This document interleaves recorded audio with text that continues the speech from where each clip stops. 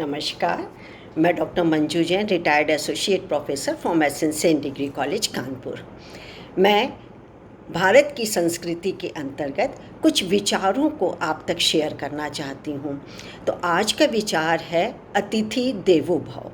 तो पहले मैं आपको ये बताऊंगी कि अतिथि देवो भव का तात्पर्य क्या है, जो कि मैं बहुत शॉर्ट में बताऊंगी, लेकिन इसको समाप्त मैं एक कहानी के रूप में करूंगी, एक उदाहरण के रूप में करूंगी। तो चलिए पहले मैं बताती हूँ अतिथि देवो भव। 3 शब्द हैं, इनका मतलब क्या होता है। अतिथि का तात्पर्य होता है अतिथि जिसका कोई भी समय नहीं होता, कोई दिन नहीं होता तय। क्योंकि ट्रांसपोर्ट, मीन्स ऑफ ट्रांसपोर्ट हमारे यहाँ इतने अच्छे थे नहीं। आज से 200 300 400 साल पहले इतने नहीं थे, तो कभी भी मेहमान आ जाते थे।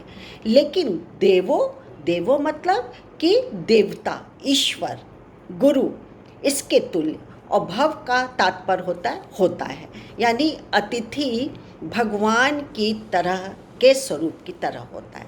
और इस भारत की संस्कृति के अंतर्गत मैं बताती हूँ कि संस्कृति हमारी शुरू से ही आज हमारे भारतवर्ष के अलावा पूरे विश्व में सराही जाती है।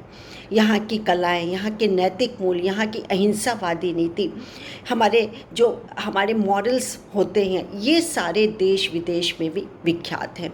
और इससे हमने कितने ज़्यादा हमने अपने व्यवहार को कंट्रोल किया हो इन्हीं सब परंपराओं से। और यही परंपरा जो चलती चली आती है वो एक संस्कृति का रूप ले लेती हैं, जिसको कि तोड़ना अपराध नहीं लेकिन पाप तुल्य माना जाता था। तो कोई जल्दी तोड़ने की हिम्मत नहीं करता था। और बचपन से हमें ये सिखाया जाता था कि अतिथि आ रहे हैं या आए हुए हैं तो उनका कैसे आदर सत्कार करना है। खूब मेहमान नवाजी की जाती थी, तरह तरीके के भोजन, प्रसन्नता, बिछौना बिछाया जाता था, ये सब। और आज भी ये हमारे संस्कृति का पार्ट बन गया है। अब मैं देखती हूँ, आपको सुनाती हूँ कि देखिए कैसे अतिथि देवो भव हमारे समाज में, हमारे भारतीय कल्चर में एक नमक की तरीके से हो गया है कि जिसका के बिना हम खाना बेस्वाद लगता है। तो एक बार क्या है, हमारी संस्कृति का ही बता रही हूँ कि एक गांव था, मथुरा के पास था। मथुरा जानते हैं, जो कि कृष्ण की जन्मभूमि है। तो वहाँ पे एक गांव था, वहाँ एक बहेलिया रहता था। तो बहेलिया था बड़ा लोभी, बड़ा ही निर्दयी, सब जानवरों को बेमतलब में खाता था, मारता था और खाता था, उसी का शिकार करता था।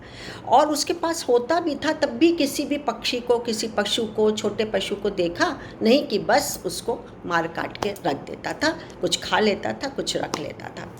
और उसके इस कृत्य की वजह से उसके घर वाले भी उसका साथ नहीं देते थे, छोड़ दिया। अब अकेले ही वो लाठी और पिंजरा और जाल लेकर के वो निकल पड़ता था। अब एक दिन ऐसे ही था तो गांव में चलते चलते जो कि है तेज आंधी आने लगी, पानी आने लगा, और इतनी कड़ाके की बिजली कड़की और इतनी मूसलाधार बारिश होने लगी।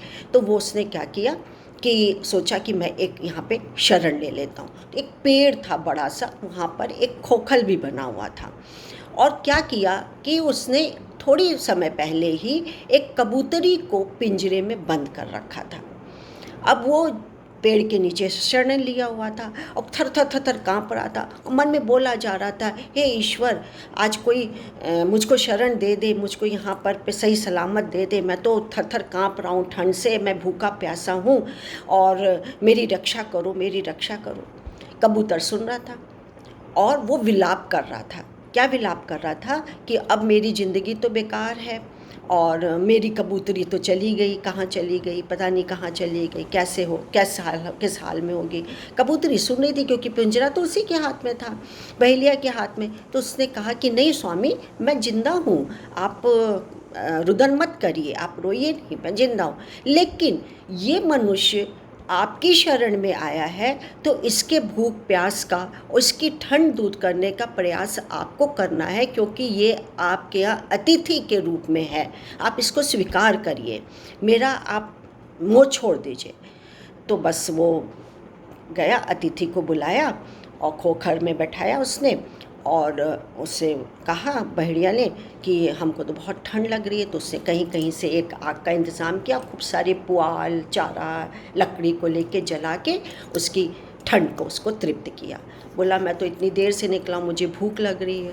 कबूतर ने उसके पहले ही कबूतर बोल दिया कि मेरे पास तो कुछ भी नहीं है, पर मैं अपनी जान दे कर के आपके भूख को शांत करूँगा। और ये कह के ही वो आग में कूद गया। अब यही है अतिथि कहानी, तो और है, पर वो अतिथि देव कोई नहीं, ये अतिथि का सत्कार हमारे समाज में, भारतीय संस्कृति में, भारतीय सभ्यता की शोभा है। तो साथियों, मेरे को यही संदेश पहुंचाना था आप तक कि हमारी भारतीय संस्कृति और सभ्यता बहुत बहुत ऊंची है, जो कि विदेशों में भी बहुत सराहनीय है। हम इसको बना के रखेंगे, इसको मिटने नहीं देंगे, और ये हम आगे को संस्कृति हम आगे आने वाले बच्चों को या उसको ट्रांसमिट करेंगे। निसंदेह हम उससे सब परंपराओं से और संस्कृतियों से जुड़े रहेंगे। आज के लिए इतना ही। फिर मैं एक नई सोच के साथ आपके पास आऊँगी, और बताइएगा कैसा लगा। अच्छा लगा हो तो लाइक करके या कमेंट्स करके मुझे बताइएगा। कोई त्रुटि हो तो उसका मूल्यांकन भी करिएगा, आप मुझे बताइएगा, जिससे कि मैं अपनी गलती को सुधार लूँ। नमस्कार, थैंक यू।